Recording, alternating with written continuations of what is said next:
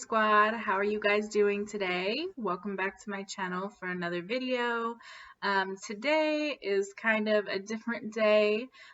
This will be my second video since I've been back, and I wanted to meet with you guys and just say hi because I'm not going to be able to do a weigh-in this weekend. So every weekend I do a weigh-in for you guys. I let you know my progress. I let you know where I'm at.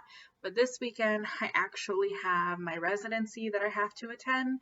And so my residency is Saturday, Sunday, Monday, Tuesday from 9 a.m. to like 5 p.m., something like that. And so I'm just not going to have the time to be able to record and then edit and then post it. Plus, you know, I still have my kids to take care of and stuff like that. So I just wanted to post this video real quick and see how you guys were doing and let you guys know what's going on with my schedule, because I don't want you to think that I'm not going to post weigh-ins regularly or that I've fallen off the face of the earth again. I'm definitely not going to do that. And then I also wanted to talk with you guys a little bit about what I had touched on in my last video, which is kind of what's going on with my little guy. So Grayson is 2.5 years old now, and I think I talked to you guys about before his medical condition where he has the urinary reflux. It's also known as VUR, and he was on antibiotics for a year, and he had to have a circumcision surgery. And more than likely, because it's such a high grade reflux, or the severity is so bad, he is going to end up having to have a surgery for that. As of right now, fingers crossed, knock on wood, say your prayers, he hasn't had an infection in several months, and that's without antibiotics. So I think he's been off antibiotics for close to a year. Maybe even a little bit longer. I'm not 100% on that though, but it's been around a year that he's been off of antibiotics and he has not had an infection. Imaging has continued to show that he still is refluxing. He's just not getting infections for whatever reason. Praise God. I mean, it seems pretty miraculous to me, because generally when kids have that high grade of refluxing, they generally tend to have infections unless they're on antibiotics or they get the corrective surgery. So that's where we're at with that, and he's doing pretty good as far as that goes.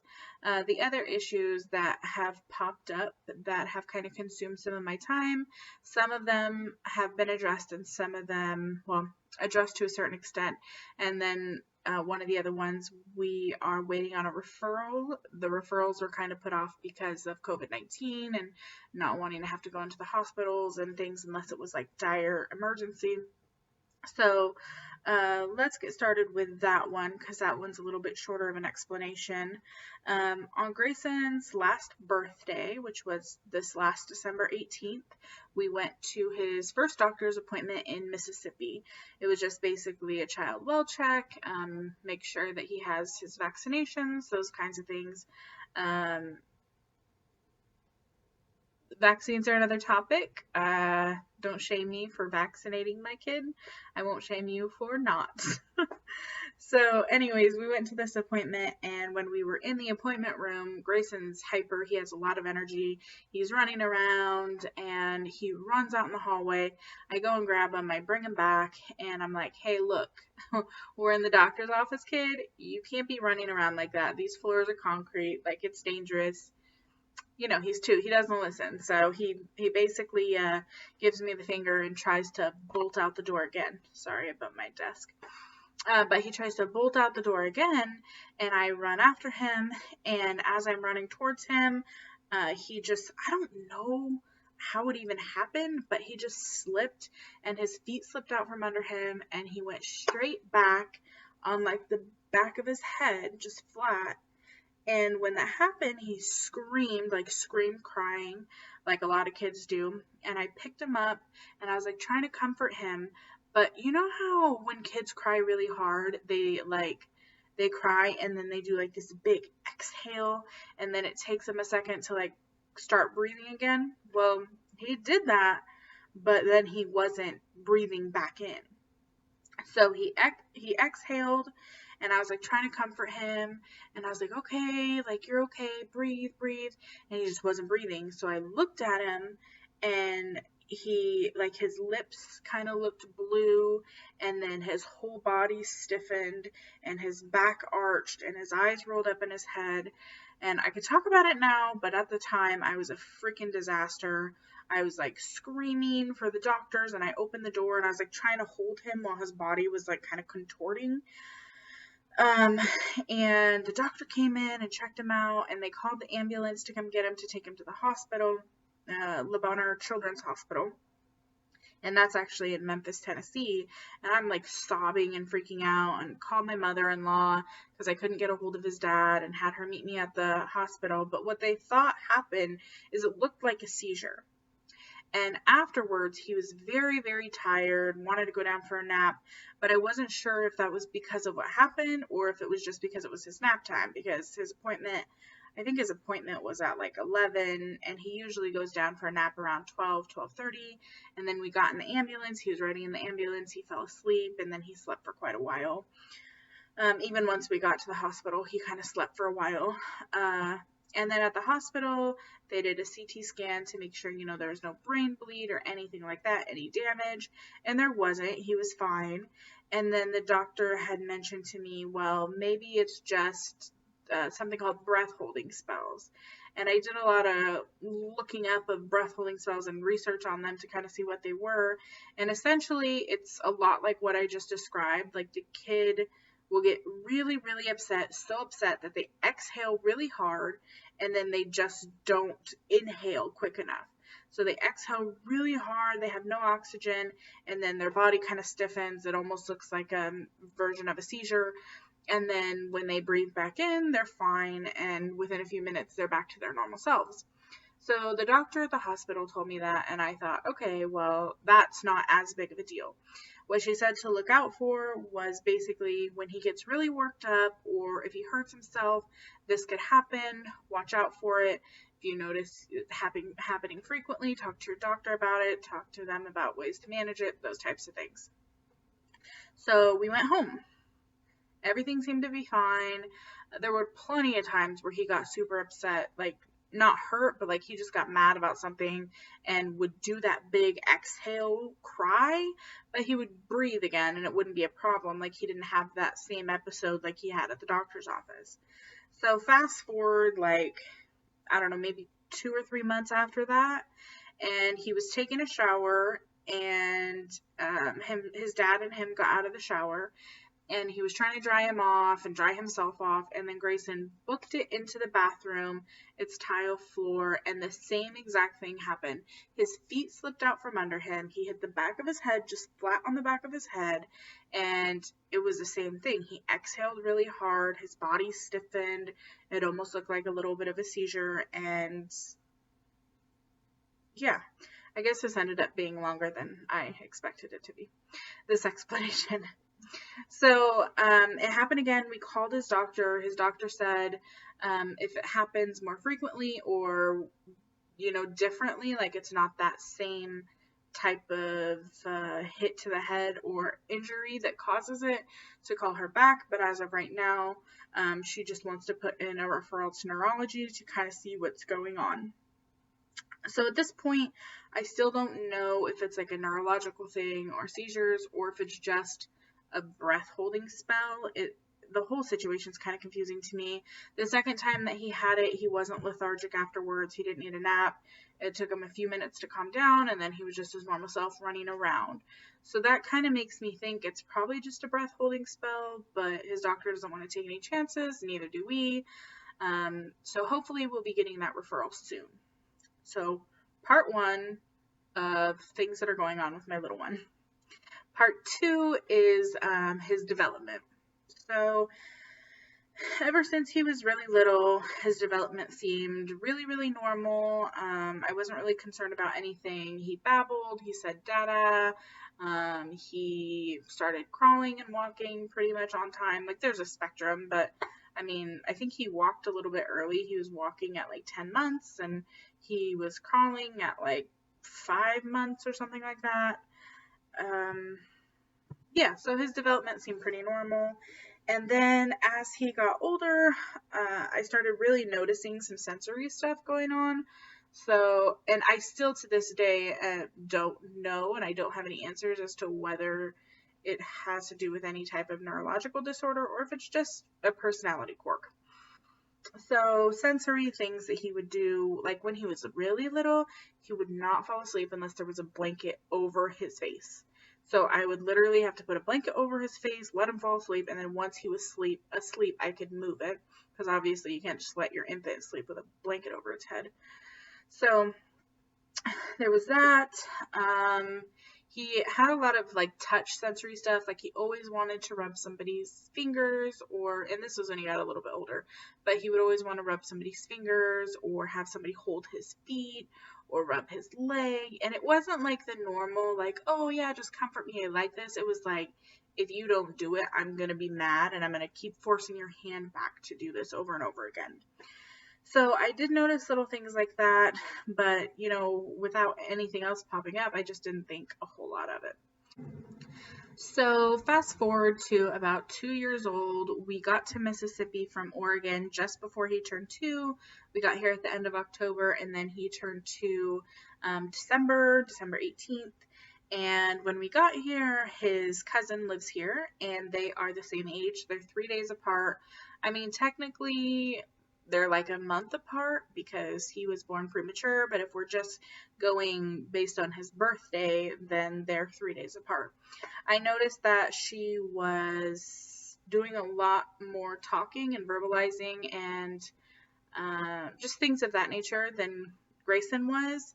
And I was already a little bit concerned about his speech just because he wasn't really talking a whole lot. He probably had, the same 10 words or so that he would rotate through, but he wasn't really trying to add more words to his vocabulary, and he wasn't really interested in like putting words together, and that's just kind of where we were. So his cousin is definitely like advanced. Like there's a spectrum of development, right? And I do believe she's advanced beyond what is considered the norm. And so I did some more research into that, and I just continued to get more and more worried. So we come to his second birthday, and then a few months past that, and he's still not saying a whole lot. He's saying maybe 10 or 15 words, and he understands everything, and he can follow directions if he wants to. That's the thing. And he can do most of the things that kids his age can do. So I finally got worried enough to go ahead and get an evaluation. I got in contact with a lovely lady from early intervention. Also, if you guys are worried about your kids and their development, please contact early intervention in your state. I don't know if every state works as smoothly as Mississippi did for me, but they have been amazing. They were really quick to get assessments done. They were really quick to talk about services and to do planning. And the other thing that's really great about early intervention is they will bill your insurance first, but anything your insurance refuses to pay or anything extra after they've paid their portion, they don't charge you for it. So it's a really good option for people that need services but don't really know where to go, and they just don't have, buku bucks to put towards this stuff. So we got a hold of early intervention, and they did an assessment, and he definitely has some lagging areas in development. As of right now, he's in speech therapy, and they're going to be giving him something called a special instructor, which is just a person that can come in and work with him on whatever he needs help on. Talking to the speech therapist, talking to the evaluators through early intervention, no one at this point thinks that there's any type of underlying diagnosis or anything like that. They really think all of the delayed areas are really due to the delay in speech.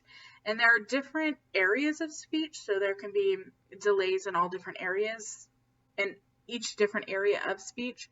So for him, it's just expressive language. Like I think he might have had a slight delay in another area of language, but it's primarily like that was small. And so this is primarily his expressive speech, and expressive speech is just expressive, it's talking. So they really think all of his delay is due to the expressive speech, but the delays are significant enough to be able to be eligible for services, and so that's what we're doing right now. He has shown so much improvement since starting speech therapy, and I'm hoping that that improvement will just continue, and then we'll get to a place where his development is just where it's supposed to be, and we won't have to be worried about it. But right now, that's just something that we're dealing with, and it's been rough. It's been really hard. I feel like the hardest part about it is how you feel judged as a parent. So especially without there being, and I don't mean this to say that it's easy for parents that have kids that do have diagnosis like autism or Asperger's or anything like that. Like that's still extremely, extremely difficult, and I would never take away from, you know, their hardships and their experience ever. But I feel like for me personally, it's been really hard to have my kiddo have a delay without having a diagnosis. And I feel that way because, and I could be wrong, and I could be just being oversensitive to this, but it feels like the initial reaction from everyone is like, what are you not doing as a parent to make sure your kid is where they need to be? And I feel that way because the number one question that everyone asks me as soon as I tell them is, have you been reading to them? I know so-and-so has read to their kid every single day since they were born.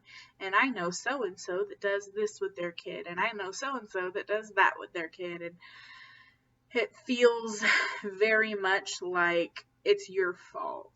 And I think most parents, especially, I don't want to say especially mothers, but from people who have told me, a lot of mothers feel the same way, as we never feel like we're doing enough. We never feel like we're doing the best we can for our kids. We always want to do better. We always want to be more. We always feel like we need to provide better for our kids, even when we're doing the best that we can. And I mean, I've done all of those things with Grayson. I've read to him since the day he was born.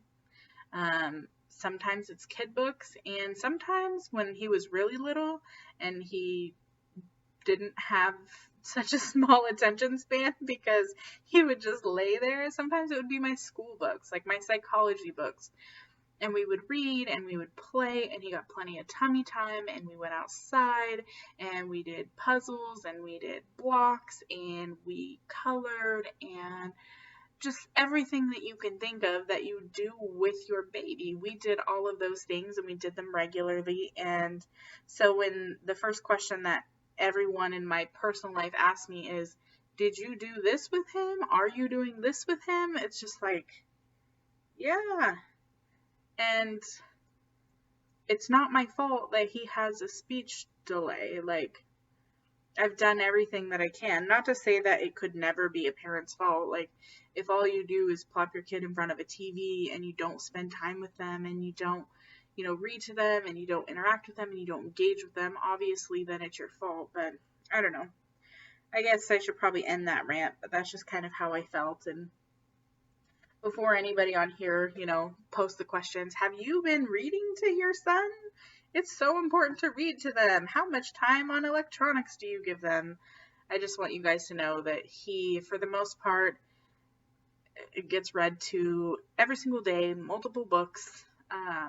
We do puzzles, we do flashcards, we color, we go outside, we talk about nature. Like, we do all of that stuff, and we continue to do it. Now, I think more than ever, we do like very specific, probably therapy style learning and education versus just kind of general, if that makes sense. But yeah, so anyways, that is part of what has been going on in my life and why I haven't been around and I haven't posted videos in a while. We're just kind of dealing with Grayson and figuring out what to do and hoping and praying that everything will be fine in all of these areas. Like, we've got the reflux, we've got either the breath holding spells or the seizures or whatever's going on there. And then we've also got the developmental delay, the speech delay, and it's a lot. It's been a lot to take in. Like, I'm talking about it now and I feel a lot better about it now, but when I was first coming to the realization of some of these things, like, there were days where I would just cry and, think it's all my fault. And I can confidently say now, like, I know that that's not my fault. But there are still those days, and especially when people ask me questions like, are you reading to your kid? That it doesn't feel very good. So anyways, like I said, I just wanted to make this video for you guys because I'm not going to be able to post a weigh-in this weekend due to my residency. However, so not this Sunday, but next Sunday, I will have a nice fresh weigh-in for you guys, and then every Sunday following. And we'll have some other little chat videos like this. And then I also want to start doing some videos of the family and just stuff that we're doing.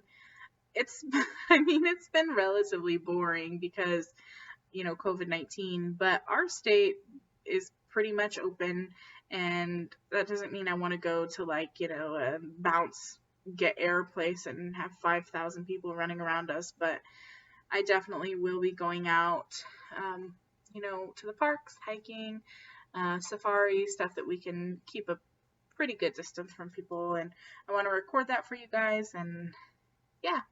So anyways, I hope you guys have a fabulous week or weekend, and I'll talk to you soon.